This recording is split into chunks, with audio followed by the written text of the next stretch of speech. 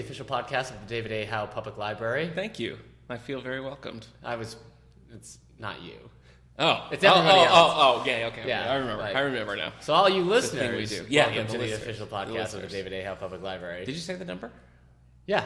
16? Yeah. Okay. Lucky number 16 No, it's not a thing. You're thinking of lucky number 11. with...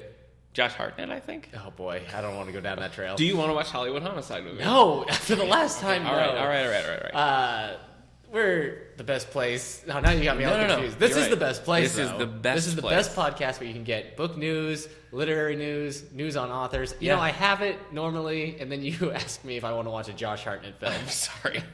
I'm sorry. Someone can't. had to. Yeah. Wasn't there talks of him playing Superman at one point? And Batman at one point. Really? Yeah. Oh, well, I'm glad we dodged those bullets. He didn't, I guess. he I didn't don't know want that it's better now, the but- stardom.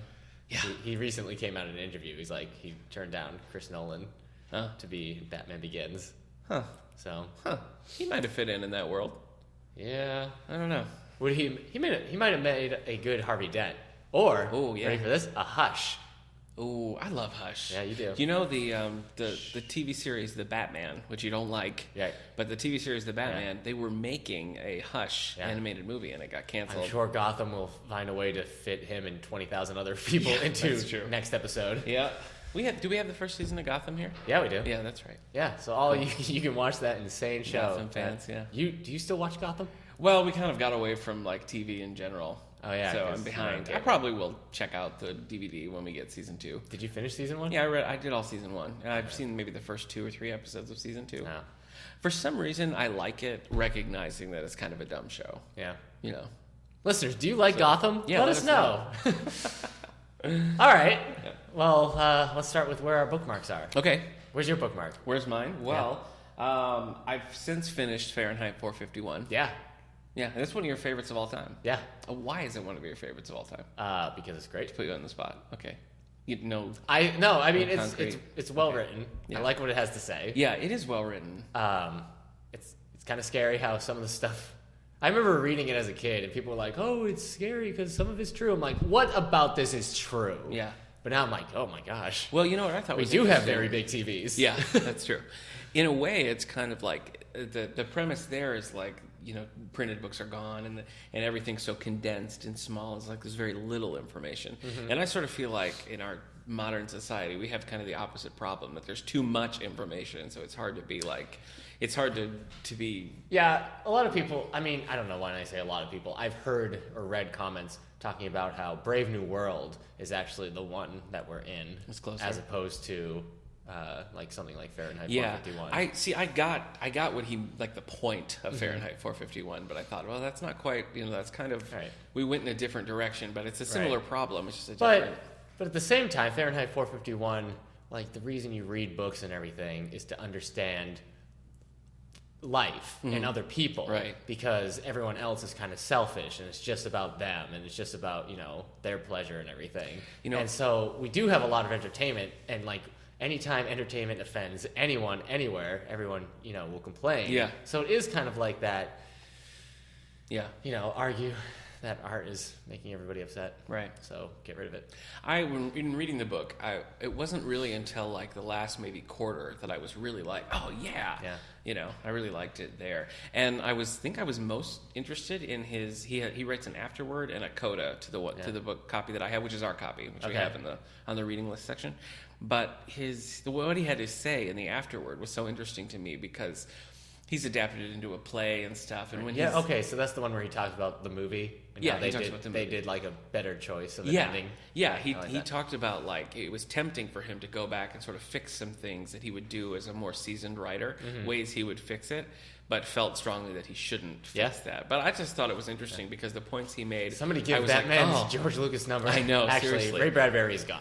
But but anyway, the point he was making there, I was like, yeah, you're absolutely right. Those changes would have made me enjoy this book more, but I respect that he chose to leave it. Yeah. And that just hearing him write in his own voice, just conversationally, made me way more interested to read more Yeah. Bradbury. So Have you not read much? that was the first. Oh, wow. Yeah, I haven't read Martian Chronicles or. I read The Illustrated Man. Okay. That's just a guy telling stories about a whole bunch of Well, tattoos he has. I picked up Dandelion Wine a long time ago and have wanted Me to too. read it, and I just never have. So I have I Dandelion was like, Wine. oh, I do? Yeah. Okay. I also have a collection of plays, like the Magical Ice Cream Suit or something. Oh. I can't remember what it's called, Huh. but I have that. I haven't read it, but I'm going to now. I also have the Martian Chronicles to read. Uh-huh. What was I going to say about Fahrenheit 451? Oh, if you want an intense action sci-fi version of Fahrenheit 451, then, oh my gosh, I can't remember the name of the movie. It's with Christian Bale. Oh, yeah. This is going to kill me. Yeah. Oh my gosh. You can come back to it. I'll keep Okay. talking and you look it up. All right. All right. So go ahead. So I finished Fahrenheit 451. And I love this movie. That's the thing. No. No, go ahead. I still don't know what it Yeah, is. well, you keep interrupting me. So Yeah. I can't. But currently, what I'm reading. How do you spell Tay Diggs? Oh my gosh. Because he's in it. Is Tay it Diggs is in it. It's T-A-Y-E. Equilibrium. Equilibrium. Thank Okay. you. All right. Thank we you got for it. vamping. Yeah, you're welcome. All right. So, anyways, you were saying? Yeah, I was trying to. Yeah. What I'm currently. Oh, you reading- know what? Sean Bean is also in this. Last week, when you were giving me the top 10 books to get you into the Christmas spirit, Yeah. the list you were reading from, Uh-huh. the last one on the list was Winter Street by Ellen Hildebrand, and I've never read anything by Ellen Hildebrand. Okay. This is her first Christmas novel. Right. She has a sequel to it that's out. It's like in the new books right now. But anyway, you mentioned that last week, and I picked up a copy of Winter Street, and I'm really enjoying it so far. Nice. So that's my Christmas read. Okay. I'm also still in Star Wars mode, and I'm reading Cestus Deception by Cestus Deception, yeah. Cestus Deception, which is very hard to say, actually. Yeah. By- Imagine if you were a snake. Yeah, by Stephen Barnes. Okay. It's a Clone Wars era novel. Yeah. Follows Obi-Wan Kenobi. We have this on our big Star Wars display. We have 2 Star Wars displays, so all you Star Wars fans out there, come check our stuff out, because Yeah. we've got in the adult section, we have all our adult fiction. Over in the youth services hallway, we have all the Jedi Apprentice series. We have some cool Yeah. nonfiction, All the big DK the books. younger stuff. and- Though I did move the YA book, Lost Yeah. Stars, to the adult section. Oh, that's in the For adult the display. well, I mean for the adult display. Yeah. It's still a YA book. But Yeah, you love that one. I did like that one. Yeah, so that's it for me. Winter Street and Cestus Deception, Wow. which we have both of those books. So Did you like listening or reading to Fahrenheit 451? I liked it. I sort of did half and half. I started listening, and then I wanted, I was into it. I was like, I want to finish this. I didn't want to sit in the car. Right. I think I actually preferred reading it better. Okay.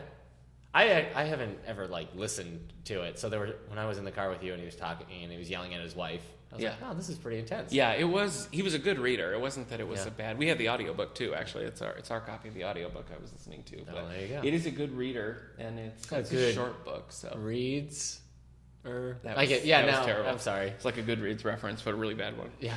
Yeah, so it was a good audiobook. Okay. What about you, buddy? I Where are finished you at? Darth Bane #2. Okay. Oh, you're ahead of me now. I haven't read that one. Which is The Rule of Two. Uh-huh. It was pretty good. It was just as good as the first one. Okay. Except now he's got his little apprentice. What is that? Path of Destruction? No, the second one is Rule 2. Rule 2. Yeah. Okay. Third one is the one I just got from the library. It's Dynasty of Evil. Okay. And then I'll be done with the Darth Bane trilogy. Wow. But I'm also reading Radiant Days by somebody whose name I don't remember. Oh, yeah. I don't remember that either. It's a story about two people from different eras. One's from this girl's from the 70s and the boy's from 100 years before in France. Okay. And Elizabeth Hand. yes, thank you, Elizabeth Hand.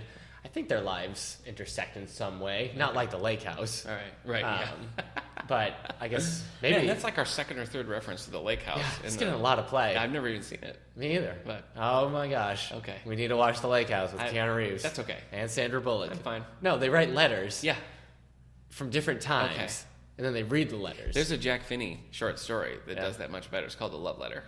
Oh, all right. So I assume it's better. I haven't seen it, but So I'm reading that. I'm reading Walk Two Moons, which I've started. The grandparents are kind of funny in it. okay. I haven't read. And that's for a book club, right? Yeah, I haven't read a book like a juvenile, like 6th grade, 5th grade kind of level book since 5th or 6th Yeah. grade. So it's kind of interesting. Maybe that's not true. I read The Giver a few years ago because I Okay. hadn't done that. Well, the ones I read for Halloween, the Nightmares trilogy, or Uh-huh. by Jason Segel, Right. that's for that age. Yeah. So. You know, it's weird. When I was a kid, I never read a lot of the Newbery winners in class. Yeah, Like, I didn't read Holes. I didn't read Walk Two Moons. Nope. I didn't read Island of the Blue Dolphins. I'm wondering if maybe I wasn't in the smartest class as I thought I was. Like, as a kid, I was like, I'm You were so like smart. Erickson reading level blue, which is apparently not the high Yeah, one. it's just a book where all the pages are blue. Yeah. It's like, what was your favorite part of the book? The blue blue page. part. Yeah. So, yeah, boy, that's kind of hard to deal with now. Yeah. So I'm reading those. I'll tell you what. to learn. We don't have a little thing to talk about this. So I'll tell you where my earmark is. Oh. The Hamilton musical. Ah. I'm yeah. on track 19. Oh, wow. Of CD number of the first CD. Yeah, you It's a can find 2 CD this one. find this in our new CD section. Well, We you just can't got it. because I've got it. Oh, Eric has it And checked after out. I'm listening to it, I think our children's librarian Katora. Oh, okay. has a So if whole you want lot to be third in line to listen to Hamilton, you can we're go ahead. we're the only branch Who has Hamilton? I Oh, wow. think that's Okay. what Katora had said. I just picked up, speaking of new CDs, we just got in the Pentatonics Christmas CD yesterday, too. Dibs. So, I don't know why I'm acting like that. I've Yeah. never listened to them before. Oh, really? But I like a new, cool Christmas. Yeah, I've heard some Pentatonics. So they were on the Muppets. Oh, really? Yeah. Okay, that's cool. Anyway, the Hamilton, I mean, for people who are familiar with the musical, they won't care about this. But for people who aren't, it's the story of Alexander Hamilton, but it's a musical. Yeah. And like a really, really good one. But I mean, there's traditional music in a way, but I mean, it's a lot of like rap and hip hop. But it's like really good, really catchy, and it's not rap that's like, I mean, sometimes it's very fast, so you have a hard time, but it's rap that's you can like follow along with because of the structure and everything. And then like, I feel like if I listen to it 2 or more times, I'm gonna be able to rap along with it. You're going to just rap all through Hamilton? Yeah. Wow. It's really good. I'm learning a lot about Next year in the Alexander auditorium, Hamilton. Eric's one-man show of Hamilton. George Washington showed up, and him and Hamilton, connected. Oh. And I high-fived my wife. Wow. I was like, yes! Hamilton, Washington, together. We That's have a dream team. his wife, one of the Schuyler sisters. Okay. And now I can say that I know, You know. the You know last all- name, yeah. the maiden's name of You know his all wife. about it. She has a really good song, and Okay. as does her sister, who is also in love with Alexander Hamilton. Okay. Wow. So I'm only on track 19, so I'm looking forward to it. But Okay. there's some really good songs. Oh, sounds good. Yeah. All right, so I that's your think earmark. I think you'll like it actually. Okay. You don't listen to rap a lot. No. No, or at No, all. I don't. Never. So I don't Yeah. listen to a lot of. I listen to some Eminem songs when they're clean, and I don't feel like I need to go like apologize to my mother for listening to them. And I listen. So I a listen to, select like, few. Lecrae and other like in comedy rap, but I like smart rap. Oh, okay. No, Smart like rap. I like smart pop. It's a pop. Yeah. It's a low calorie. it's hard to describe. Like I like rap, where Yeah. if you follow along with it, you're intrigued by how they're rapping words with other words. You know what I mean? I know Weird Al's Flintstone rap. Yeah. If that counts. Yeah. Does it? Do you know what I mean? No, I don't. Like how they can tell the story and you can follow along with it, and it all makes sense. But they're still not like. Sorry. I also do still. I heard somebody was driving in the car with my wife was driving some people from church, and they were looking through my CDs and saw Will Smith's CDs in there, and they're like, Will Smith does music. And I don't know how old these kids are, but they need to shut up and listen to Will Smith. Anyway. Can I tell you, when we started this podcast, I never thought we'd be talking about rap. Okay, I'm sorry. No, it's okay. It's all right. I feel unprepared. I guess I don't know how to describe what I'm trying to describe. Okay. But I do get really like into it. I'm like, oh, they just rhymed this word with this word. It makes sense structurally with the story, and it made me want to drop the mic. Yeah. So. Wow, great. So I guess Hamilton. Maybe I'll have to come back to this. So. All right. But not at this podcast, because I'm sure everyone just tuned out as... I'm really waiting for the Warren G. Harding musical. It's also rap and hip-hop. Yeah. But Have you ever tried to write a musical? Harding. No. Yeah. I think it would be hard. No. Okay. Maybe I probably would. Do you want to team up? To write a musical? Yeah. I mean, it could be anything. I definitely do. I once tried to write a musical about like a 50s sci-fi, like campy monster movie. All right. Set in the Antarctica. That sounds fun. Antarctica. Okay. Now I feel like in 2 years I'm going to see somebody Didn't doing you just that. read a YA book about people trapped in the Antarctic with a giant monster?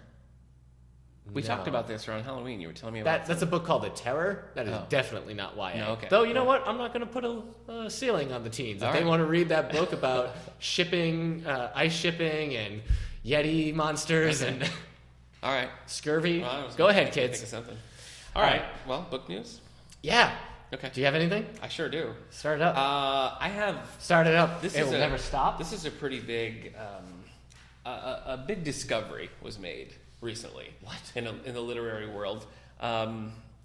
For those of you who aren't a friend of mine, you might not know of a certain masterpiece called Time Fox Oh my gosh. that I wrote in junior high.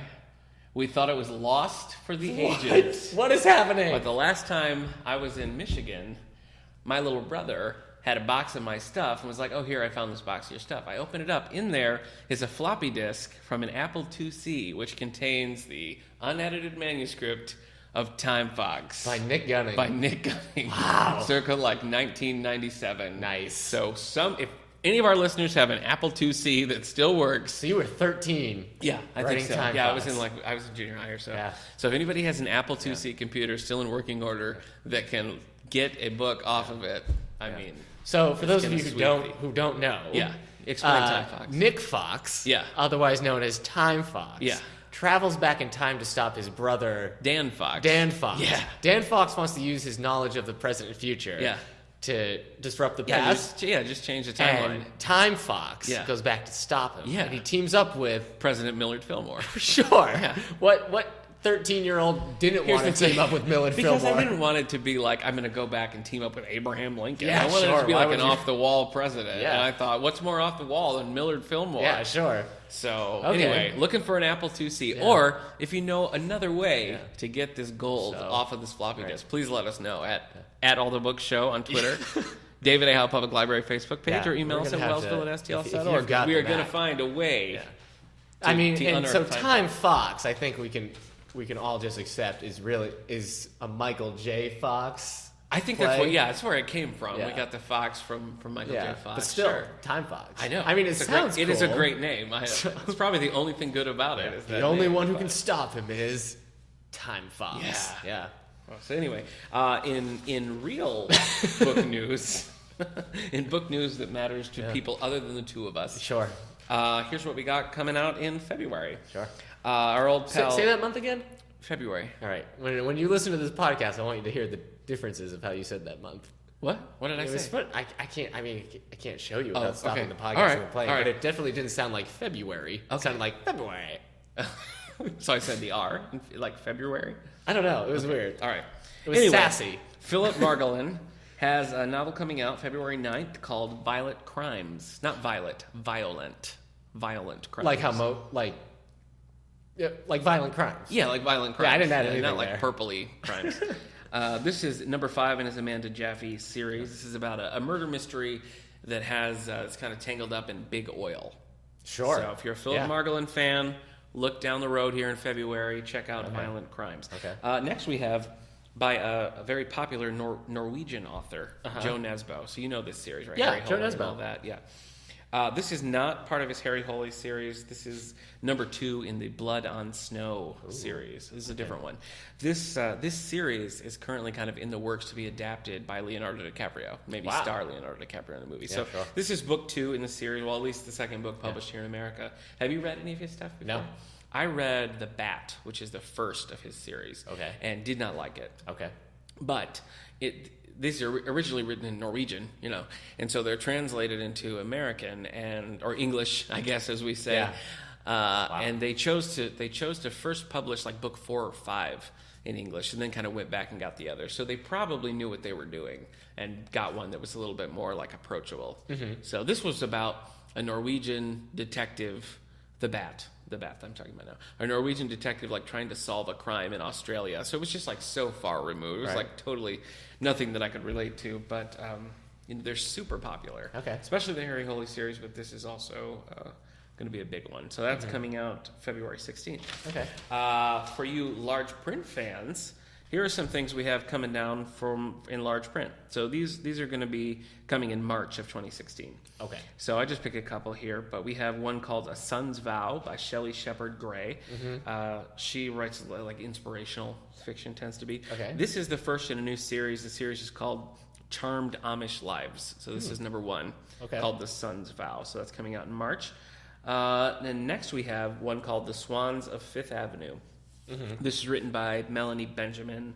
You probably, if you recognize that name, it's probably from The Aviator's Wife. Remember when that came out a couple years ago? Okay. Well, it was a big book. Do you mean the time traveler's wife? No, I don't. Do you mean The Aviator? No, I mean The Aviator's Wife. No, that's nothing. It is a thing. This is called The Swans of Fifth Avenue, and it's a fictionalized version of the friendship between Truman Capote and Babe Riley. Okay. So Truman Capote, writer, and Breakfast at Tiffany's, all that. Babe Riley, I don't know who that is, but they were friends, and this is a book about that. So these are coming out in March. Okay. March. So what do you got coming out? Do you know soon? A Grimace murder Grimace? would be a Violet. A violent crime. A violent crime, The Grimace of McDonald Land fame. Yeah. Did he kill Birdie? Don't tell me he killed Birdie. Oh, no. Oh, no. Hey, while we're talking about McDonald Land characters, did you ever watch those cartoons, the McDonald cartoons? Came out in, like, but I did have late a 90s or whatever. A Ronald McDonald Halloween Spooky. CD. Those were spooky. Oh, really? Yeah. You don't see a lot of Ronald McDonald anymore. No, well. You're like downplayed the whole McDonald Land stuff. Well, he's a little creepy. He's super creepy. So. Hamburglar kind of made a comeback, and then they were like, pass. Yeah. We shouldn't teach children to steal other people's food. Yeah, that's true. But I mean, That's at the same time, so what? It's the Hamburglar. Wow, That's okay. what he does. Yeah. Kids steal food. Don't actually. You don't want to put the Hamburglar out of work. All right. He doesn't have a lot of marketable Aladdin. skills. Yeah. Hamburglar. Yeah. Probably, I can't think of probably anyone. others. Yeah, Hercules maybe at one point. A third, I think, would have been nice to have locked and loaded, but Yeah, it's fine. sorry. It's fine. I'm They just only saying, had 2. those are people that we I mean, like. I provided one, and you provided one, so Right. we're even. I said Aladdin and Hamburglar. Yeah, but I started with Hamburglar. I'm the one who brought up Hamburglar. That's true. Okay. All right, so what do we got coming out soon? These books are coming out December 8th. I can't wait. 2015. Yes. So more Christmas presents, stocking Yeah, stuffers. that's right. Have you ever gotten like a giant nonfiction book in your stocking and been like, yes? No. Well, maybe this could be the year. This could be it. Speaking of giant nonfiction books, your Bob Dylan book came through. You got it, right? Yeah. What is All it the called? songs. All the songs. By Bob Dylan. Yeah. It is a big book. It's a big book. Of Dylan songs. You can finally learn what he meant by. I've always wondered, when he sat down and wrote those lyrics, what did he mean? I'm glad this podcast is here for you to practice your future stand-up. Yeah. So. Yeah. What's the deal with? For those of you not looking, I was straightening my tie. Yeah, back and it was a decent thank Seinfeld. You've done better Seinfeld impressions. No! That was pretty good. That's ridiculous! Sorry. That was also really good. Thank you. I don't remember what I was going to say. Me neither. You were talking about stocking stuffers, big giant nonfiction books. Yeah. Oh, I was going to say, if you're wondering about that Bob Dylan book, all the songs by Bob Bob boy. Dylan. Oh boy. Whew, take a moment. Yeah, just sit back. Breathe. Just sit. Yeah.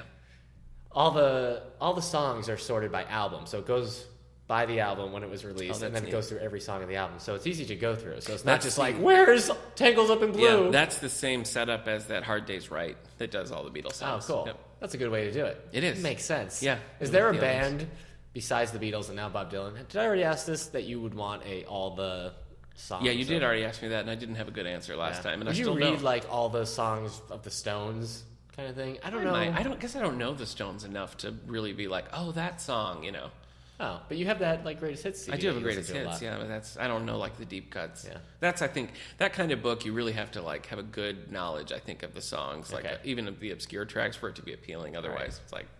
So I would. So listeners, I would pick the Red Hot Chili Peppers, and Nick would pick Sonny and Cher. All the songs. I wish I could refute that. All right, Agincourt. Oh, did I say that wrong? I don't even know. Agincourt. I don't know. How you say it. I don't know what you're Agincourt. It's a place in France. The Fight for France by Ranulph. Fiennes. I'm just gonna say Fiennes. Okay. But wait, Ralph Ralph Fiennes? Fiennes? No, this is Oh my Ranulph. gosh. Harry Potter! Because he's So I have Voldemort face. Yeah. It's a book about Agincourt. I have a song on my iPod called something that I can't remember. Okay. And they sing about battles. Okay. And they mention Agincourt. Wow. Whew. I should really plan out things. Yeah, like that sentence. All right. Eric should plan stuff. Sometimes I do feel like a bizarro version of myself when I'm recording. Yeah. So, who am me?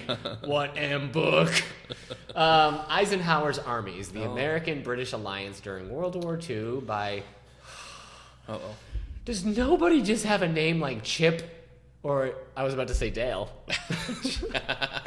So, yes, those or two Monterey names. Jack or Gadget. Yeah. Gadget she was a looker. The say cartoon mouse from the 80s? that? Okay, maybe I'm going to stop there. Do we have Chip and Dale? Do we have any Chip and Dale in the collection? If not, you got to collect. But Disney's released all of those. Are they? Yeah. Okay. So we could get the whole series of Chip and Dale. Okay.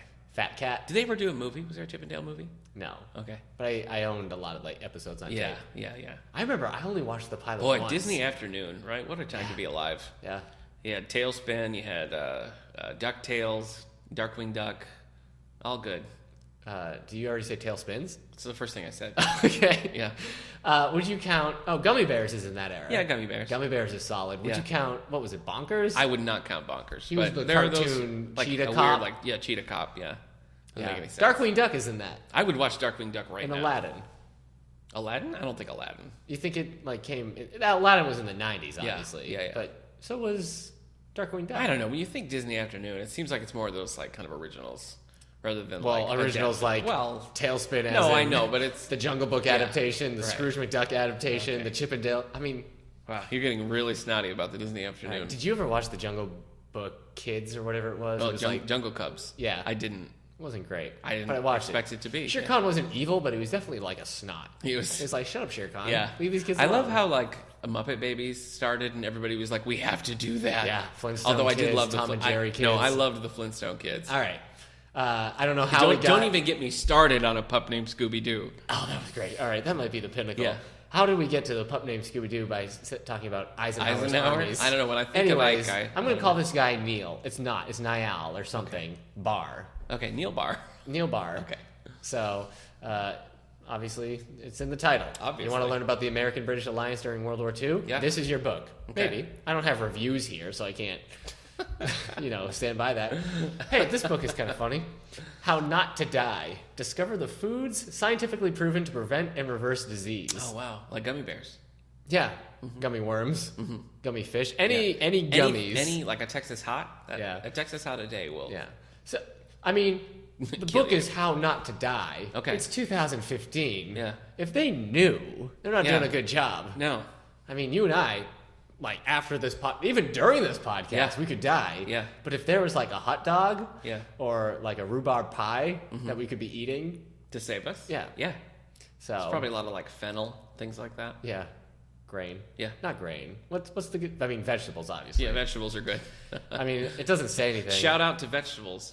This book examines the 15 top causes of premature death in America. Heart disease, various cancers, diabetes, Parkinson's, high blood pressure, and more. Wow, that was really bringing us down. This book is a downer. Yeah. Nor did it bring up, like, plane crash. Yeah. What food do I have to eat so my plane doesn't go down? Oh, boy. I don't know. So, let's move on. Yeah.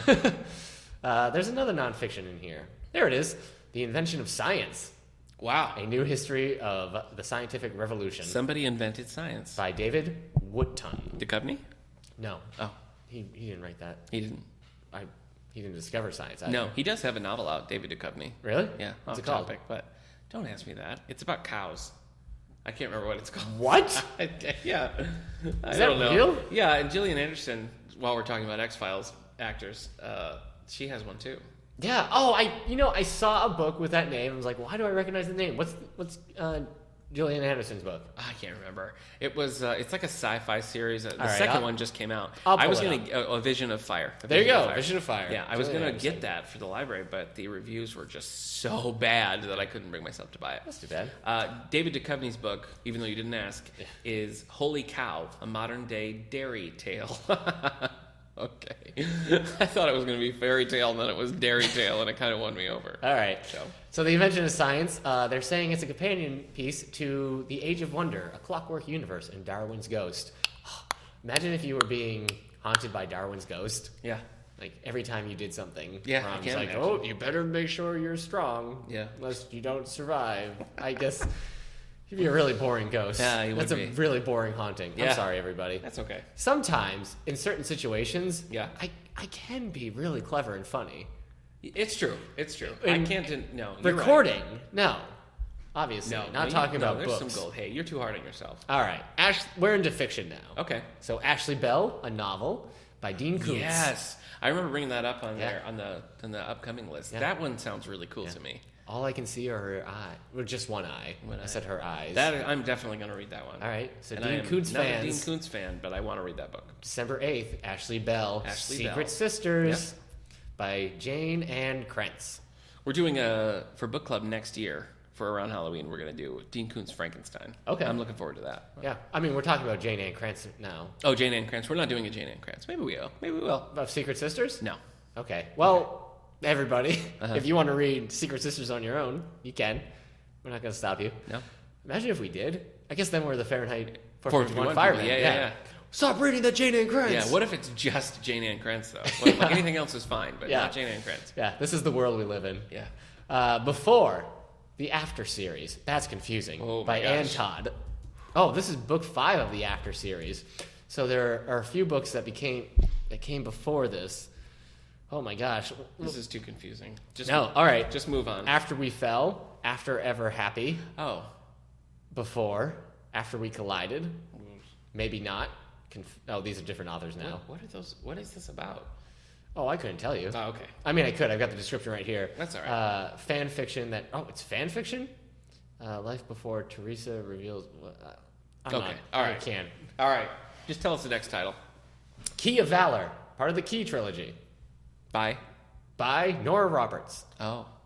So, Well, it'll be popular then. which this must be the third book then, because I see 2 other. Nora Roberts. Yeah. What about her? She must just be like, Wait. whatever she's doing, she's like, whipping up a pizza for dinner, and she just, I made this pizza and I wrote 3 novels. Yeah, yeah, yeah. Well, it's DiGiorno. She's like a machine. Yeah. When she gets DiGiorno, she has. She just pops it in the oven. And Yeah. then she writes a key trilogy. Yeah, and then it's very filling. Yeah. So. Yeah. It's not delivery. Hey man, this It's book might. DiGiorno. I'm going to save this one last. What? So I'm going to go to this one. Ooh, This is suspense. confusing because I said I was going to save it last, but this book is called The Last Witness. That's a confusing. detective daily thriller by Denzel Washington? No, Oh. All right. Mayrick. All right. Wrote a book. That was my. Just trains. No, I can't. I lost it. Okay. I lost it. The Verdict by Nick Stone. When Terry Flint gets the chance to defend a millionaire accused of murder, he knows the case could make his career. Did you say Terry Hatcher? No, Oh. Terry Flint. All right. Can we talk about Terry Hatcher for a minute? No. All right. I think we need to not. Okay. All right. Do you want to know about this guy? He's I just defending? wonder, like, Desperate Housewives went off a long time ago. What's But Terry the Hatcher accused doing? man Oh, is all right. Flint's greatest enemy. Flint? Can he defend a man who ruined his life? Maybe. The Verdict. Okay. Coming to a bookstore near you. All right. We don't have really. No. Coming to the David A. Howe Public That's Library. right. Yeah, that's true. Dark We'll get it. Tides by Chris Ewan. I saw this name the first time. It was like Ewan, but it's just Ewan. Ewan. So I practiced that before I did this recording. Good job. But I mean, then I shared it. Yeah. When Claire Cooper was 8 years old, her mother mysteriously vanished during Hop to Na, Halloween on the Isle of Man. Huh. Welcome to the Island of Man. I don't know what I was singing there. I don't know either, but I liked it. All right, ready? I wish there was more. Dot nice dot outside dot. They're by Jim Kokaris. Oh. There is a teddy bear, Uh-huh. and he's buckled up in a car. That's nice. Meet That John very- Nicholas. is That's a very boring nice. name. He's 50-something years old, an ex-basketball player, ex-author, ex-philanderer, ex-husband, ex-high school English teacher. He's the father of 3, 2 overachieving adult daughters, and 19-year-old Ethan, who will never be an adult. John's older daughter is getting married, and his life is whatever, I guess. Yeah. So it's nice outside. Ask, what happens when you have to let go of the person who has been holding you up? I don't know. Wow, I would have not asked that question at the beginning. No. All right, last book. This is the one you saved. Yeah. Okay. This is by Margaret Mizushima. Oh, okay. It's called Killing Trail, a Timber Creek K9 mystery. Oh, yeah. When a young girl is Oh, yeah, found dead boy. in the mountains outside Timber Creek, lifelong resident Officer Maddie Combe and her partner, canine police dog Robo, Oh my gosh. are assigned to the case that has rocked the small Colorado town. Is there a link to buy it now? Can I do that? Yeah, at Amazon. Add to cart. Buy this or Barnes & Noble. All right. With the help of Cole Walker, local veterinarian and single father, oh my gosh, Maddie and Robo must track down the truth before it claims another victim. But the more Maddie investigates, the more she realizes how many secrets her hometown holds. What? And the key may be Cole's daughter, who knows more than she's saying. Wow. The murder was just the beginning. Wait, If let's Maddie talk isn't about careful, the dog. yeah, I wanted to be more talking she about and that Robo dog. Okay. could be next. Suspenseful and smart, killing trails, gripping read that will have readers clamoring for more Maddie and Robo for years to come. I have a dog mystery series that I like. While you brought up dog mysteries, it's Spencer Quinn has the Chet and Bernie mysteries. Have you seen these or heard of No. them? We have a bunch in the system here. We have a lot in the library. The first one's called Dog on It. Dog on It. Yeah, Not got dog it. on it. Sure. Dog on it. The dog's on it. All right. They're mysteries, Uh-huh. but they're all from the perspective of the dog, Chet. Bernie's like a PI, Chet's the Right. dog, and they're all from his perspective. Seems like that wouldn't work, but I'm going to tell you, Eric, it does. All right. Oh, it does. Nice. Yeah, it was a real suspenseful moment. There's a moment where Chet gets separated. He doesn't have his tags. He ends up in a shelter. Oh my gosh. And it's no. touch and go. Don't it's tell touch me. and go. Okay. But I'm going to tell you because it's a long running series. Uh-huh. Chet does not die in the first book. Oh, that's good. That's good so to know. anyway, Chet and Bernie mysteries. Do you think Clint McGavin, Clint cowboy McGavin. lawyer, Yeah. has a dog? Oh boy. And like maybe Oh, boy. like every now and then, like it's not a Yeah. regular thing. Yeah. But maybe every like 5 books Yeah. or like 5th episode, Yeah. there's a spotlight Right. on his dog. On Ranger. His dog. Ranger, right. his Saint Bernard. Like every now and then, like Clint McKenzie's like, now Ranger, I gotta go to court. Yeah. You be a good dog, guard the house. Yeah. And he goes to court. And then Right. like the suspects, Yeah. they show up at the house and like, we gotta get that evidence. Yeah, He keeps it here. but Ranger's been charged with protecting the house. Yeah. Oh, So boy. it's like his adventure. It's almost like Home Alone, but with a Yeah. dog. Also, how is there not a movie called Home Alone, but with a dog? Yeah, that's true. Danny DeVito could voice the dog. Yeah. Oh, that'd be so great. Yeah. So anyways, Yeah. all right, so we've got Ranger. He's protecting the house. Yeah. We've got Clint Clint's McGavin in on court. Yeah. Yeah. With Rooster. Yeah. They're Yeah. defending Old Man Carruthers for Yeah. the stagecoach Yeah. mystery. Okay. All right. All right. And we cut back and forth. Yeah, like we go in the back case. and forth, He's like, yeah. But then like maybe Clint's like, now where'd I leave that evidence? Oh, at home.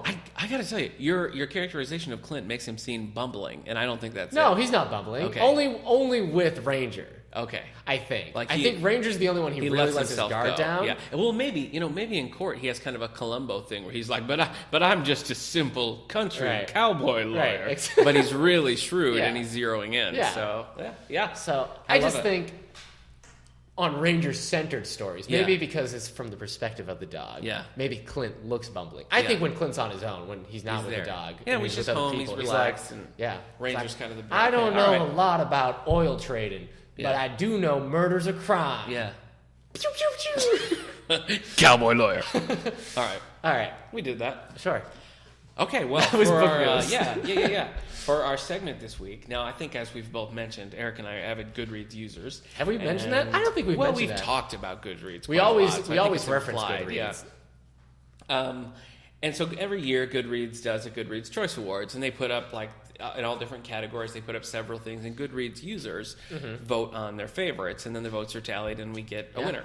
So we're gonna kind of just go through and tell you some of the top picks. Goodreads Choice Awards 2015, 2015, best yes. books of 2015. So 3 million people. Last week we votes. mentioned, on Twitter and Facebook, we put out that we were going to be talking about this, and we wanted Yeah. input from our listeners, and we have a couple here, so I'll pull those out as we hit the topics. All right.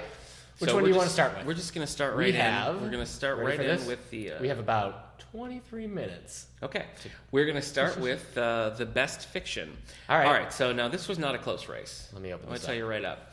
The number one winner with 31,093 votes is Harper Lee's Go Set a Watchman. Okay, yeah. So this has been a controversial book. Yeah. You have people saying, like, well, it's great to see something else from her. And you have other people saying, like, it should have just been left alone. We should have had To Kill a Mockingbird Yeah. as her only thing. So I get both sides. One of our Facebook user, Michael, says, let me pull it up here. Sure. Michael says, I dislike their choice for fiction. That manuscript should never have been published. Ooh. It was a draft the author chose not to see in print. Its release was a greedy ploy by the publisher. Wow. That's not an uncommon view of this book. It's not exactly accurate, his telling there. What really happened was this Go Set a Watchman is an original draft of To Kill a Mockingbird. What became To Kill a Mockingbird. Right. Harper Lee turns in Go Set a Watchman, and if you've read the book, you haven't read it. No. You haven't read it. Your Your wife chapter read it, 3. right? No, she didn't. I read it. She read it. I read it, and I really liked it. Lots of I'm people just read going it. to say right out there, I really liked it. Yeah. But in it, there are flashbacks to when Scout is a child. Okay. And the publisher said, we like the characters, but we really like the sections with Scout and her father as a child, so can you write a book that focuses on that? Mm-hmm. So Go Set a Watchman was set aside, and To Kill a Mockingbird was written just when Scout's a child. Okay. So it's not really that she was like, I don't ever want anyone to see this. It's that this was kind of set aside in favor of what became To Kill a Mockingbird. Yeah. Still, I wish that they would have put like a big foreword or had kind of a scholarly approach to this, like explaining what it was. And the book doesn't give you anything; it just tosses you right in. Still, I think it's a good book. Okay. So that one. This is a transition. Go Set a Watchman is set in Alabama. Yeah. A local radio station, I can't remember which one, was doing free tickets for Trans-Siberian Orchestra, and they gave the number. Yeah. And my wife called to win it, and the person said, "You're a winner." And she's like, all excited. But she wasn't a winner. The guy was just joking with her because he's from Alabama. It's an Alabama number. Oh. And he had calls all morning with people trying to win TSO tickets. Gosh, so they just gave the wrong number? Or people just misheard and dialed, missed a number. So That's pretty rude. Alabama. Let me give you a couple other of the top picks for fiction here. Now, I'm looking through. So I read Go Set a Watchman. I also read Purity by Jonathan Franzen, which I liked. Not as much as Freedom, but I liked. Where is that?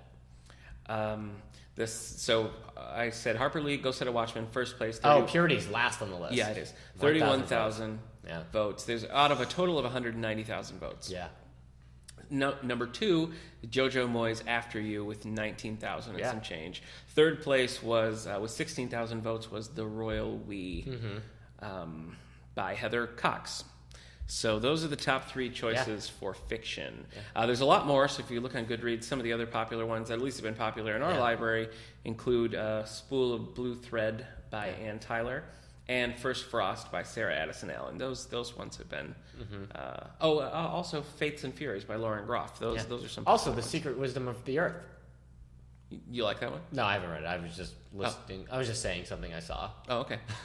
I just wanted to be included. All right. So next on our list, these are adult picks at the moment. Mystery and thriller. Yes, the winner for that is Girl on a Train. Yep, that's which obvious. You've read. But this is a margin. This is a sweep, let me tell you. Out of 268,000 votes, Girl on a Train got 106,149. Half of it, yeah. So Girl on the Train, obviously a huge Which you haven't read there. yet. I haven't read it. Which is funny because you like I know, it's Gillian more, Flynn so much. it's more my kind of book than yours. But I haven't read Girl on the Train. Can't tell you why I read it. Did you... I know that you weren't happy with the kind of book it was that a it was. good book. You found it was well written. Yes, and it had my attention. I remember I was trying to read it at the desk, and people kept coming like, "Can I get these books out?" I'm like, "Shut up! I'm reading a book." But it was one of those books that after I read it, I'm like, "Man, people are horrible. Everything's ruined. Let's just all lie down and die." Well, it's seen kind of a resurgence in popularity too, so it's not going anywhere. Yeah. Well, I told you it was on the New York Times bestseller list. Yeah, all indefinitely. year. Yeah, they just put a spot for it. That 50 Shades of Grey book, Grey, showed up for a month. Yeah, and then Girl on the Train kicked it and was like, "I'm back." Well, Girl on the Train by Paula Hawkins we have here in the collection, so stop in and check it out if you haven't read it. In second place, so second and third place was closer. Yeah. A huge jump here, 106,000 for Girl on the Train. In second place with 32,451 is Stephen King's Finders Keepers. Yeah. Now, I got to tell you, I loved Finders Keepers. Yeah, you did. I've been kind of indifferent to Stephen King's latest stuff. This is kind of a sequel, not really a sequel, but a parallel story to Mr. Mercedes. Mm-hmm. And Mr. Mercedes, I was kind of like, whatever, 3 stars. Finders Keepers is just really unique and compelling and a great book. Okay. So you don't have to read Mr. Mercedes. It helps if you know what happened there, but you don't have to. So Finders Keepers is in second place, and I really recommend that one. Number 3 is Career of Evil, which is the third, I think, the third Cormoran Strike book. That sounds right. Yes. by J.K. Rowling writing as Robert Galbraith. So I read the first of these, enjoyed it, haven't gone back to the series. Yeah. That has 28,000 votes. Did you read Veronica Mars, Mr. Kiss and Tell? No, I didn't. Look at that, it made it. There's 4,000. That's the second book, I think, Veronica Mars, that's set after the movie. That made the list on a lot more authors that I recognize are on mystery and thrillers. Mystery thriller. I mean, you got J.D. Robb. Yeah, J.D. Robb is fourth place with her Obsession in Death. Danielle Silva, Tess Gerritsen, Harlan Coben. David Baldacci is here twice. Yeah, well, David Baldacci, particularly here, is a huge favorite. Yeah. So is John Sanford, and they both have entries here. David Baldacci's on the list for Memory Man and The Escape, kind of low on the list. John Sanford made it for Gathering Prey. Yeah. The fifth book on the list is a book that I read, and as you might recall, hated. Pretty Girls? Pretty Girls. Yeah, you did hate that. 12,000 votes. Oh, man. Another popular author for our listeners, our patrons, Louise Penny, came in what looks like seventh place. Nature of the Beast. The Nature of the Beast. So if you're a Louise Penny fan, she made the cut, not on the top, but. Oh, another interesting one is Girl in the Spiderweb, which is the fourth. Yeah, it picks up Stieg Larsson's Millennium series. So that was a bestseller, popular here. So, again, the top winner for this Mysteries and Thrillers was Girl on the Train, followed distantly by Finders Keepers by Stephen King, Career of Evil by J.K. Rowling. All right, best. We're jumping to historical fiction. Yeah. So this is one that, I don't know, it seems pretty popular here. The Nightingale? We have Kristen genre. Oh, historical fiction, yes, it is. And it also seems like it's one that we have a lot of. Yeah. And we're always kind of surprised that we have so much historical fiction. This was a pretty wide margin here. Yeah. Out of 180,000 votes total, Kristen Hanna's The Nightingale took it with 57,000 votes. Good job, Kristen Hanna. Yeah. So that is, this is historical, set in France. Popular author here. Next up with 16,000, so this is a margin of about 40,000. Yeah. Kate Atkinson's A God in Ruins. This does not ring any bells for me. Okay. Actually, a lot of these books, I recognize... Well, the third one is The Water's Edge, which is by Sarah Gruen, as I think you mentioned a couple of weeks ago. She's the one who wrote Water for Elephants. Which was a NaNoWriMo book, is that right? Yeah. Hey, speaking of NaNoWriMo, how did you do? Did you do a lot of writing over November? No. Okay. No, I did very poorly this year. I did, there's always next year. There is always next year. Some names, I recognize Judy Blume in The Unlikely Event. Yeah, that's Alice an adult Hoffman. novel, not one of her children's novels. Alice Hoffman. I recognize the, Philippa Gregory, The Taming of the Queen. Yeah. So, and Kate Morton, The Lake House. No, not the Keanu Reeves right, Lake House. Again, we got to get off that movie. Yeah, we do. All right. So, if you're a fan of historical fiction, the top three here were Kristen Hanna's The Nightingale, A God in Ruins by Kate Atkinson, and The Water's Edge by Sarah Gruen. All right. So now we're on to fantasy. Oh boy. Okay. Well, this is your era. All right. Why don't you take this one? We have almost 200,000 votes. Yep. This one, it's a closer margin. You got first place, Neil Gaiman with Trigger Warning. Which that is short stories, is that That's right? short stories. Okay. That's been out for a while. So that's first place. You have second place, which is a book I don't recognize, A Darker Shade of Magic by V.E. Schwab. That's the first in the series. There you go. And third place, you have Brandon Sanderson's Shadows of Self, which is that is what? Mistborn 5. So the first two there are really close. 33,000 for Neil Gaiman, 30,000 for V.E. Schwab. So that was a pretty tight margin. But you got Jim Butcher, you got Robert Hobb on this list. The Jim Butcher one here is not a Dresden. It's the one we talked about a while back. You know what? The fact that the Jim Butcher book has 13,000 votes is impressive because that book only just came out like last month. Yeah, that is a pretty recent addition. So, Trigger Warnings is Goodreads users' choice for best fantasy this year, which is which surprises me when you see the graphic novels when we get there, because I already looked ahead. Oh, okay. When we get all right. Best romance. Yes, there's another. Patricia Briggs made it on here for Dead Heat, Alpha and Omega. That's a popular series. Good job, Briggs. Here. Yeah, she did it. We do, we have a small but really dedicated fantasy fan base here at the David A. Howe Public Library. Yeah, we put out those Dragonlance books, and as soon as they were there, Yeah, sci-fi and fantasy, I think that tends to breed a more loyal fan base than some of the others. But yeah, some recognizable names: Sanderson, Jim Butcher, Robin Hobb, like we mentioned. All right. That brings us next to romance. What is the number one romance? The number one of romance the year. We got 209,000 votes on this one. That's a lot with of votes. 35,000. So this is spread pretty evenly. Confess by Colleen Hoover. Now this I don't recognize this at all. I'm not a big romance reader. Yeah, it's not your I don't genre. recognize it. Second and third, I do recognize. You already mentioned this, but Grey, which is E.L. James' parallel take on the 50 Shades of Grey series, that's coming in with 24,000 votes. Yeah. This was a huge bestseller. It was on you said about a month, which I think is right. There's only like 30 Shades of Grey that the human eye can detect. That's right. So. Yeah.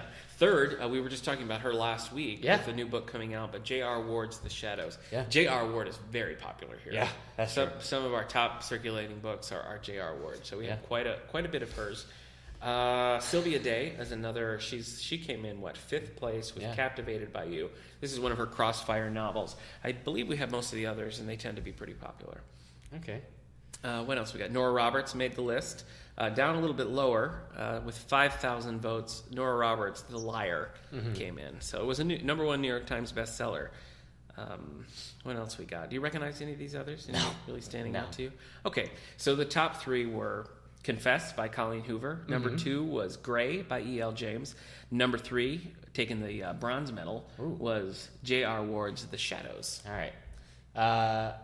Best science fiction of the year is... So this one has less than the ones we've done so far. It has 142,000 votes. You've got Golden Sun in first place with 32,000 votes. Golden Sun by Pierce Brown. He's a debut author from Red Rising. So I guess this is a sequel? Yeah. Okay, so there you go. It says with shades of Hunger Games, Ender's Game, and Game of Thrones. So I guess if you had a book with game in the title, he took shades of it. They're really trying to get all the... Second place is Neil Stephenson's Seven Z's. Okay, yeah, it's a pretty big jump. 32,000 for Golden Sun, 15,000 for Seven Z's. Seven Eves. Seven Eves, yeah. Okay. And you got Margaret Atwood with The Heart Goes Last. The Heart third Goes place Last. at 14,000. That one. Oh, number 4 here, Welcome to Night Vale. Now that sounds interesting to me, and that's based on a podcast, actually. Just a think. Yeah. Okay. So that one, I actually don't think that we have this one, but we probably should get it because it looks interesting. We do actually have. I mean, I'm pretty sure we have Crimson Sun, or at least the first book. Yeah. And I know we have that Margaret Atwood book. Yeah. And that Neil Stephenson book. Yeah. So we do have book number 5, The Water Knife, by Paulo. Can you say that name for me? Oh boy. Yeah. No, I can't. All right. Paulo It's all right. It starts with a B, everyone. You can look it up. And then we go to, here's one. Well, I want to say that we have The Water Knife. Yeah, we do. The book is called The Water Knife, and we have it. He's the author who wrote Wind Up Girl, which won the Hugo during the year it came out. So that's it's one that I want to read. Oh, I didn't click that. Want to read. Nice. We have the next books here. We have Armada by Ernest Cline, which you hate. I hate it. I can't believe it has 10,000 votes. We have Star Wars Aftermath. By Chuck. Yeah, that has got really lame reviews. People just don't like that book. And we have Ancillary Mercy by Anne Leckie, which is the third book in the Ancillary Justice. We also have The End of All Things by John Scalzi, which is part of the Old Man War universe. Oh, I do want. I have Old Man War. I've been wanting to read that for a long time. And we have The Fold by Peter Clines. Nice. I don't know that we have this, James. After that is Nemesis Games by James A. Corey. That's the newest one of his Leviathan Ways. Okay, so we have several of those, but I don't think that we have this one. But yeah, I remember it's rough. I didn't get to vote really on anything because I haven't read a lot of stuff. But I can't believe Armada is even there. Yeah, well, it's pretty high too. I mean, Golden Sun has the 32,000, but then the next several are all within 5,000 of each other. So all right, you want to skip to graphic novels? Are we running out of time? A little. Okay. Well, I'll just tell you what the top horror pick was. What was the top horror? The top horror pick out of 100,000 votes got 17,000 votes, and it is Saint Odd by Dean Koontz. He is Saint. So we did the first Odd Thomas book last Halloween. You hated it, and we're doing Frankenstein next year. But Odd is a very popular series for us here. Yeah. Number 2 is Alice by Christina Henry. Scary. Number 3 is The Last American Vampire by Seth Graham-Smith. Oh, all right. I don't remember these. We got Clive Barker made it on the list here. The Scarlet Scarlet Gospels. I just clicked want to read for The Last American Vampire. Okay. My wife actually bought me A Head Full of Ghosts by Paul Tremblay. You might remember me talking about that in Halloween episodes. I tried to read it, and it is so scary that I just can't. All right, well, maybe it's scary in a way that really freaks me out. Maybe you can let me borrow it. Yeah, definitely. All right, that moves us on to humor. Oh, okay. So that's the winner there is Mindy Kaling's Why Not Me? This is her second collection. Sure. 32,000 votes. Next we have Felicia Day, who's kind of a nerd hero. Yeah. You're Never Weird on the Internet. That one didn't get as much praise as you might have thought. No, it didn't. Next is Furiously Happy by Jenny Lawson. That one has that, what is that, fox? That raccoon. Raccoon on the front of it. Yeah, I mean, it's definitely a raccoon, so the fact that you can't tell the difference between a fox and a raccoon is worrisome. Anything else big on this list here that you want to point out? Patton Oswalt made it. Nope. Silver Screen Fiend. Aziz Ansari is number one on nonfiction, best nonfiction. Oh yeah, modern romance. So, hey, there's that H is for Hawk book as well. Yeah, number 5. So for nonfiction, Aziz Ansari with modern romance takes it. The second is Humans of New York Stories, collected by Brandon Stanton. And the third is Big Magic, Creative Living Beyond Fear. Let's go to graphic and then the YA, and then if we have time, go back to the rest of the nonfiction. But there are a lot. You have history, you have science, you have food. It's funny they do a food and cookbooks. I wonder how you argue that. Like, her pie is much better. Well, best memoir was a work in progress by Connor Franta. Okay, just while we're on there. All right. So we're gonna jump over to graphics. All right. So this is why I was surprised, because Neil Gaiman won Best Fantasy. Oh. But his Sandman return, Sandman Overture, did not win. It's not even in the top 12. Oh, really? So I didn't hear a lot about that book. I mean, it was coming out, but I didn't really hear much as far as like. So you have Saga Volume 4 by Brian K. Vaughan, which I've read. We have the first two? Okay. Yeah. Saga is very inappropriate if you're somebody who finds things inappropriate.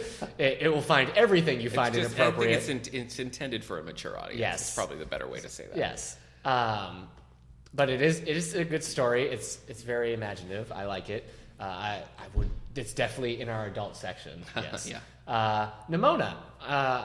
I'm going to get this for our YA graphic novel collection. This is by Noelle Stevenson. Yep, that's number 2. That's been getting a lot of play, it's number 6 on the list, but Lumberjanes and Nimona have been popular in the same circles. Okay. They're both books with a lot of female leads. Okay. Actually, books with strong female leads basically own the graphic novel section. I mean, you've got Saga, you've got Nimona, you've got Lumberjanes, you've got Ms. Marvel in number 4, you've got Thor, the Goddess of Thunder, at number 5. Oh, and about Thor, that was one of the comments that we got on Twitter.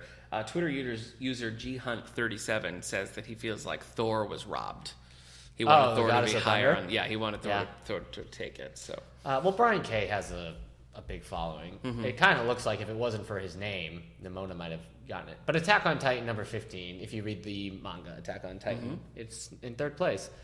But so, I see Hawkeye made it. Yeah, Hawkeye. That's which volume? Number 4. Rio Bravo made the list. I must have read. No, I haven't read that yet. And we do, and March, book 2 by John Robert Lewis, which we do have. Okay. So let's see. Best young adult fiction. Okay. You have 181 votes. All the Bright Places by Jennifer Niven. You know what? It's good that this is out of 181,000 votes. 81,000. Yeah. Sorry, everybody. All the Bright Places by Jennifer Niven won with almost 32,000 votes. It's good I went to this because we actually don't have a few of these, so we're going to have to get them. I know we have that Gail Forman one. I was there. Yes. That came in 4th place. Yeah, so you have 2nd place, P.S. I Still Love You, which is the sequel to All the Boys I Loved Before by Jenny Han. And in 3rd place, you have Sarah Dessen's Saint Anything, which I haven't heard of at all. But no. Sarah Dessen is a popular YA author. I know the name.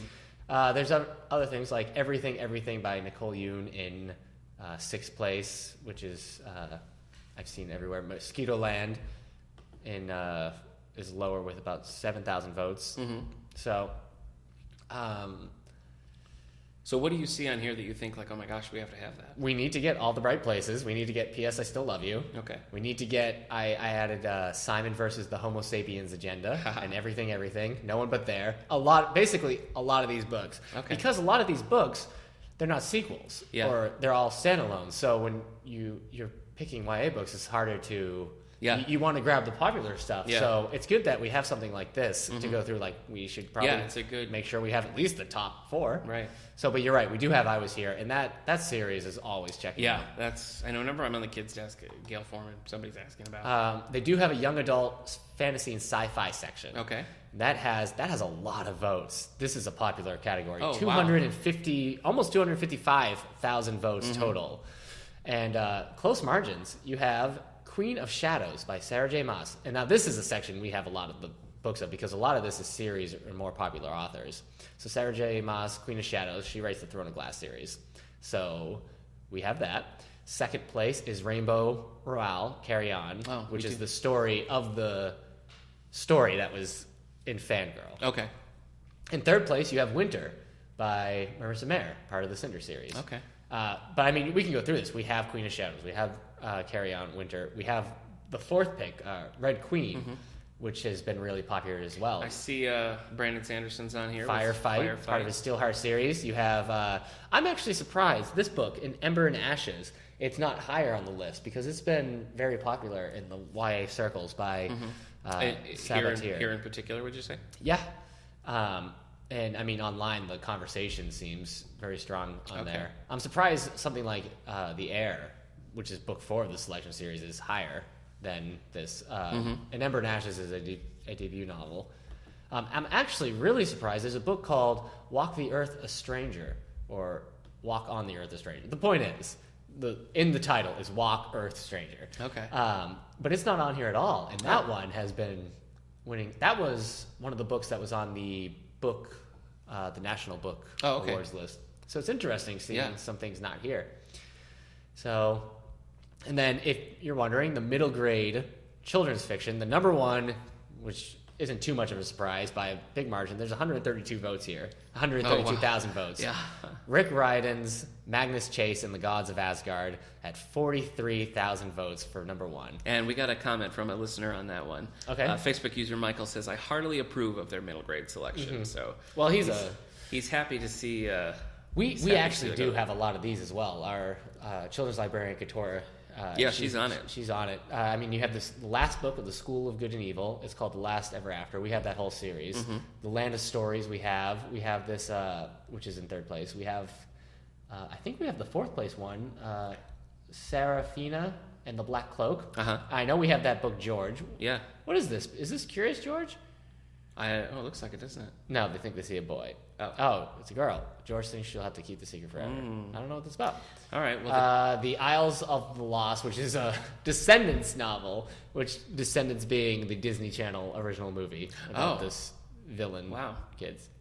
All right. So top 3 for this is Magnus Chase by Rick Riordan, School of Good and Evil by Soman Chennai, and The Land of Stories by Chris Colfer. Yeah. Like Chris Colfer from Glee? Is that right? Yeah, it is. Maybe. I knew that he'd written some stuff. I didn't realize that was his series. So The Land of Stories by Chris Colfer, who played Kurt on Glee. Okay. And Eric, look at this. We can't click away from this page without mentioning that your old friend Catherine Applegate made the cut towards the bottom of the list, but Crenshaw is there. Catherine Applegate of the erstwhile Animorphs. Old friend makes us sound too relaxed. It's a lot more formal relationship. Okay. Like, she's more like the woman my family paid to raise me. Wow. Okay. They paid her in $7 monthly payments in book form. Okay. What would you call that? A very cheap nanny? I guess. Yeah. All right. Well, all right. Let's pop over to Best Picture Books. So this will be the last one we'll cover. With 105,000 total votes, the number one pick is called The Day the Crayons Came Home by Drew Daywalt. Yeah. So it's a companion to a big children's book that came out last year, I think, called The Day the Crayons Quit. What?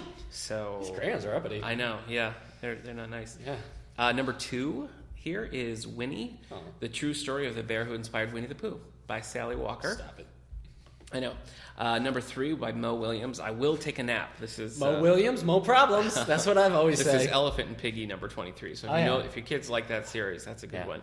Number 4, a recently unearthed Dr. Seuss book. This is a never-before-seen picture book by Dr. Seuss called What Pet Should I Get? Yeah. So I actually haven't read that one. I've been meaning to get this one to read to my son. I haven't read it yet. The answer is a dog. But that is number 4. Second answer might surprise you. Dinosaur. Third place, guinea pig. I see a couple of that I recognize here. Well, Jimmy Fallon, host of The Tonight Show, has one called Dada. Your baby's first word will be Dada, is what it's called. That's kind of low on the list, but that's kind of an interesting one to point out there. So I mean that's the Goodreads Choice Awards. Choice Awards 2015. Choices have been made. Awards have been given. Goodreads, everybody. Let us know. Tell us on Twitter at All the Book Show or Facebook. Email us how you feel about some of these. If there's some that you wish made the cut, some that you really agree, some you disagree, we'd love to hear your thoughts on that. If, like right now I'm going to cookbooks, if you don't agree that The Pioneer Woman Cooks Dinner Time should be number 1 and you think it belongs to the Nerdy Nummies, oh my word. Yeah, let us know. I'm sorry, everybody. I just said the Nerdy Nummies. Yeah, you did. It's in second. Wow, and that is a very close margin. It's cutthroat in the cookbook. I guess so. Well, what do we got for library news? I'll tell you the main thing that we have going on. On December, let's see what the first date of that is. December 11th. That's a Friday. The Nutcracker Ballet, performed by Genesee Dance Theater, is back. I used to own... Last year... Go ahead. Last year we did 2 performances of the Nutcracker. This is again by Genesee Dance Theater, led by Sarah Keeler Badger. This is a huge thing. Last year we did 2 shows. The auditorium seats 300, and both nights we turned droves of people away. It was so sad that we had to say, "I'm sorry, we don't have space." So we're extending it this year. We're adding a 3rd show. So Friday, December 11th at 7 o'clock, Saturday, December 12th at 1 o'clock, Sunday, December 13th at 2 o'clock. Yeah, but get here. You definitely want to get here early because the seats last year went so quickly. Yeah. So especially if you have a big group you want to come with, really Nutcracker is a big deal. Get here early. I used to own a Care Bears movie. Yeah. With the Nutcracker. It was a Nutcracker thing. The Nutcracker I always find to be like a creepy story. Yeah. I don't know. It's not so creepy when it's in ballet form, but any like... The rat is in love with her? The Rat King? I don't know. That's the thing. It's creepy. There should be a story about how the Rat King is really misunderstood. But really does have love for her. Some dancers from Genesee Dance Theater are going to come and do a special story time here. Oh. So Couture, our children's librarian, is going to read some books. Right, yes. And we're going to see so if you have small children who come to our story time, that is going to be you can check the library calendar for that for exact dates and time. I don't have that in front of me, but that is coming. That Thursday? No, it's not. It's not a regular story time. It's a different time. So, but I believe it is on the 10th. Oh, is it? Yes. Okay. Oh, you're right. Yeah, Nutcracker story time with special guests. So that is Thursday, December 10th at 1 o'clock. So it's in the afternoon. Yep. All right. Okay. Well, we have a lot coming up teen-wise next week. On December 10th, starting from 3 to 5, we'll be doing our Hour of Code. Oh, yeah. So we'll have all our laptops set up. We'll have our 2 iMacs set up. We'll have our tablets set up in the picture book room for younger users. But for teens and kids, it's you get to come in and do an hour of coding. The programs are preset; they're online, so we'll have all that browser. This was huge last year. We got a really good turnout for it. So we'll have all that browser stuff. They have Star Wars programs, they have artist programs, they have Minecraft programs, Frozen programs. So it's stuff and then they have some older stuff where you can learn JavaScript and everything. So it's not anything that like... Did you say JavaScript, like Jabba the Hutt? No, Java. Mutabuto solo, like that. Yeah, that's how you code websites. You just with say Jabba the Hutt. Yeah, Jabba the Hutt. So it's not something that you have to have any experience with. Okay. Because I don't have any experience with it, but they have it all set up. So I saw you when you were going through the demos and stuff. It looks really fun. It looks like a really good way. In the Star Wars one, you're telling BB-8 to go collect scraps. Yeah. It's great. I could have played it for a lot longer. Yeah, seriously. But it's teaching you the principles of coding and how it works, which is great. I mean, it's such a big part of like society. It's good to have a little working knowledge. So that's December 10th, and of course December 9th is a Wednesday, which means we'll be doing our tabletop games, which we do every Wednesday for teens from 12 to 18. Cool. At 3 to 5, 3:30 to 5:30. Yeah. Watch myself. But the week after, and I'll remind people about this too, but December 15th, we're showing Elf in the Nancy Howe Auditorium. I don't know what that is. I don't know what it is either, but I want to find out. It's the auditorium. We're showing Elf as an after-school movie from 3:30 to 5:30. Okay. I mean, I think it's shorter than that. Yeah, it starts at 3:30. But that's December 15th is a Tuesday. Okay. December 17th, we're doing perler beads again. And we're going to be, I mean, you can make whatever you want. We'll have a bunch of templates for Christmas, winter's ornaments, cool. like snowman, snowflakes, and whatnot. That'd be fun. Really, all you have to do is make something with the perler beads and attach a hook, and you've made a tree ornament. Nice. So you should make ornaments for trees, and then go to your neighbors' houses, well, if you've or anybody's house, and just put an ornament on their tree. Yeah, absolutely. That they own. If you've been it's not to vandalism if it's in the holiday spirit. Okay. If you've been to the library recently, you've seen all the Christmas trees lining the front walkway. Yeah. So we want to thank the Lions again for doing that. It's such a just to see it. It's so, I don't know, I just love it. Yeah, we are throwing up Christmas spirit. Yeah, here it's at the everywhere. library. Yeah. We got all the poles are all wrapped inside. We got the wreaths and garlands and lights. It looks great in here. Kids' room has Christmas time everything. in this library is great. Yeah, it is impressive. I was surprised how fast the trees out front of the library got decorated. Oh yeah. So, and I mean they're all plugged in and lit up. So at night, we're the beacon of hope. Yeah. Of Christmas. Well, if you're looking for Christmas books, we have our Christmas book displays up. Yeah. And we also are having a special Christmas book sale. So if there's a Christmas book you want to keep for yourself. This is news to me. Oh yeah. What am I doing recording? Yes, I got to get to that sale. Yep. At our book sale this year, I separated all the Christmas books out. Smart. And I have remember a lot that. of them. Yeah. I made fun of you for that. You did make fun of me for this. I told you it was stupid. But so they're going to be up right at the front desk. So come in, check out our selection of Christmas fiction, nonfiction, a lot of fun stuff. So okay. We hope to see you. Yeah. All right, everybody. That's it for this week. We'll see you next week, which will be... Oh, we'll be talking Star Wars. Yes. We'll be talking Monday, Star Wars. December 14th, that podcast. So we're going to be recording that next week, probably sometime around the 10th or 11th. Yeah. So if you have Star Wars books or... I guess any kind of Star any Wars thoughts thing on that Star you Wars? like. We'll talk about books mostly, but we will talk about the movies. And You shows send too, us so. you send us your thoughts, your tweets, your emails. You can We'll be tweet sure to us share at them. All the Book Show. All the Book Show Twitter. You can Facebook us at the David A. Howe Public Library Facebook page. You can email us at wellsville@stls.org. Yep. And we will have a special guest with us next week, Amanda Smith, who works both in the children's room and at the main desk. She's a big Star Wars fan, read a lot of Star Wars books. She's read a lot of books that neither one of us have read. Yeah, so we're going to have it. We started talking about it today, and I said, everyone shut up, because we need to save this for the Star Wars episode. There was some arguing. It was getting heated. I'm not going to lie to you, folks. So, yes, next podcast, we're going to be getting ready for The Force Awakens. Yeah. All right. So. Well, thanks for tuning in, folks. Yeah. See you next week. Have a great holiday. Oh, this is that thing I do. Yeah. Where I should just end it. Yeah.